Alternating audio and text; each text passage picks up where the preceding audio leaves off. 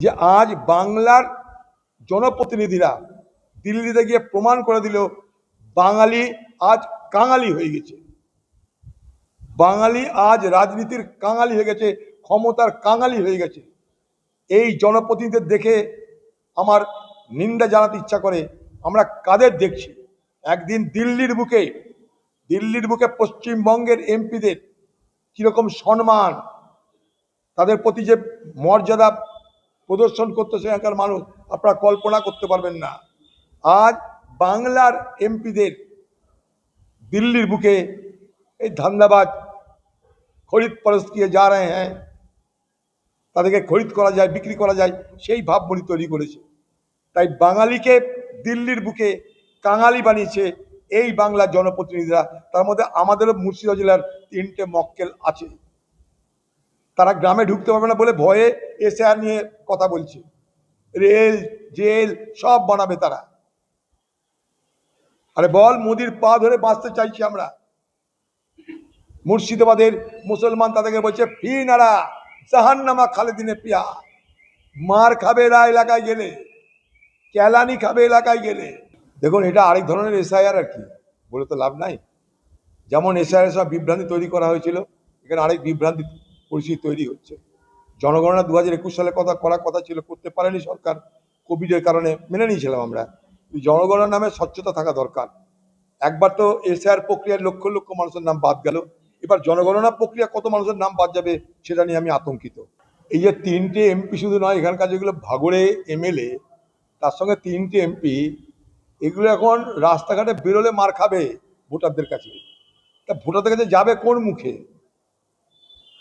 যারা ভোট দিল তাদের বিশ্বাসযোগ্যতা, তাদের সমর্থনকে বাজারে বেচে দিয়ে নিজেদেরকে বাঁচানোর জন্য তারা যোগ দিল বিজেপি পার্টিতে, নাম দিয়েছে এনসিপিআই। এখানে বিদ্রোহী তৃণমূল। এগুলোর মানে বাংলার মানুষ সবাই বোঝে। এই বাংলার মানুষের চোখে দেখতে পায় না, কানে শুনতে পারে না তা তো নয়। বাংলার মানুষ সবই দেখছে, সবই বুঝছে, সবই তারা অনুধাবন করতে পারছে। আর কত ঢপের কীর্তন হবে, আর কত নাটক হবে যে মোদির ঘরে গিয়ে খাচ্ছে তৃণমূলের নেতারা, সিএমের ঘরে, চিফ মিনিস্টার ঘরে গিয়ে খাচ্ছে তৃণমূলের নেতারা। তার পিছনে কারণটা কি, এটা বোঝার মতন ক্ষমতা বাংলার প্রত্যেকটা ভোটারের আছে। আজকে বলছে এনসিপিআই করছি, আজকে বলছে বিদ্রোহী তৃণমূল করছি। এখানে একটা কথা আছে না, সরাসরি বিয়ে অনেকে করে না, ম্যারেজ না করে লিভিং টুগেদার করে। এগুলো সেই কেস, ম্যারেজ অফ কনভেনিয়েন্স, অর্থাৎ তুমিও থাকো আমিও থাকি, আমাদের মধ্যে একটা সমঝোতা হোক যাতে আমাদের মতো করে চলতে পারি। এগুলো হচ্ছে লিভিং টুগেদার, নট ম্যারেজ। এই হচ্ছে এখানে বাংলায়।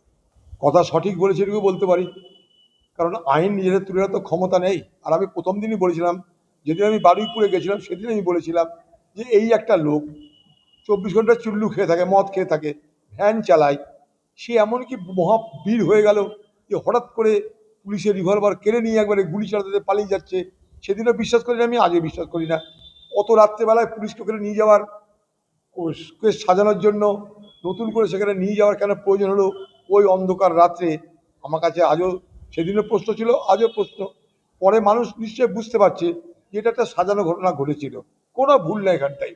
আর তারপরেও কথা যে যদি আমরা নিজেরা শাস্তি দিতে আরম্ভ করে দিই, তাহলে কোর্ট রাখার তো কোনো মানে হয় না, তাহলে বিচার ব্যবস্থা রাখার কোনো মানে হয় না, আইন তৈরি করার কোনো মানে হয় না। তাই স্বাভাবিকভাবেই, এটা খুব স্বাভাবিক প্রশ্ন, একটা গণতান্ত্রিক দেশে যেখানে আইন মেনে চলা দেশ, একটা রুল অফ ল তো থাকবে। আমি আমার মতো করে গুলি চালিয়ে কাউকে হত্যা করে দিলাম, আমি বিচার করে দিলাম, এটা হতে পারে না। তদন্ত হোক, আমার কোর্টের করা তো অনেকবারই নাড়ানাড়ি হয়েছে, কারো কিছু হয়েছে বলে তো দেখছি না আমরা। ওই এক পার্থ আর 2-4টে চোরটা জেল খেটেছে ছাড়া আর তো কারো কিছু দেখছি না। বাকি তো সব কে কোথায় বিভিন্ন দ্বীপে পালিয়ে টালিয়ে গেছে। তো তদন্তকারী সংস্থা যারা, তাদের উপরে সব কিছু নির্ভর করছে, সব কিছু নির্ভর করছে তদন্তকারী সংস্থার উপরে। কোর্ট, মহামান্য আদালত, সে মানুষ দেখে বিচার করে না, সে কাগজ দেখে, সাক্ষী দেখে, তথ্য দেখে, প্রমাণ দেখে বিচার করে। তা মহামান্য আদালতের কাছে যে ধরনের তথ্য প্রমাণ কাগজ জমা পড়বে তার উপরেই বিচার হবে। বাকি লাফালাফি হতে পারে, কিন্তু কাজের কাজ কিছু হবে বলে মনে করি না আমি। তো কি করা যাবে, হাজিরা দিয়ে দিয়েছে, বেরিয়ে আসবে একটু পরে আবার। গুলি কালচার আগেও ছিল, সেই কালচারই বহন করে চলেছে আজকের জমানায়। এটা তো নতুন কালচার নয়। হাসপাতালের মধ্যে বাইরে গুলি গালাগাল চলছে বাংলায়, বোম পিস্তল গুলি গালা, এই তো লুট, এই তো বাংলা। সেই বাংলা যে ছবি, সেই ছবি থেকে আমরা তো বার হতে পারছি না, পারলামও না, আজকের দিন পর্যন্ত পারিনি। জানি না ভবিষ্যতে কি হবে, তবে সম্ভাবনা খুবই কম। দেখুন, এইরকম ঘটনা শুধু 24 পরগনাতে নয়, আমাদের জেলাতেও ঘটেছে, এই কাঁদিতে ঘটেছে। আমি এটাও জাতীয় কমিশনকে জানানোর চেষ্টা করছি। হ্যাঁ, হবেই তো। থানার হ্যাঁ,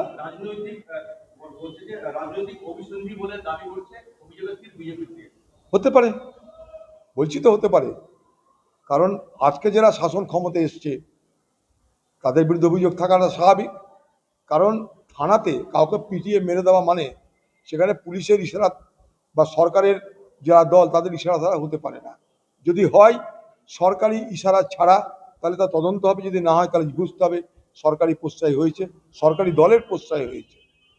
এই ঘটনা শুধু 24 পরগনায়, আমাদের জেলাতেও হয়েছে।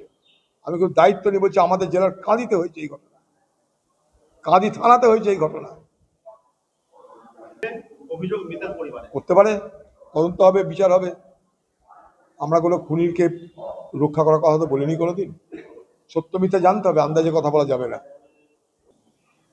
দেখুন, আমার একটাই কথা, গরিব মানুষ, গরিব মহিলা,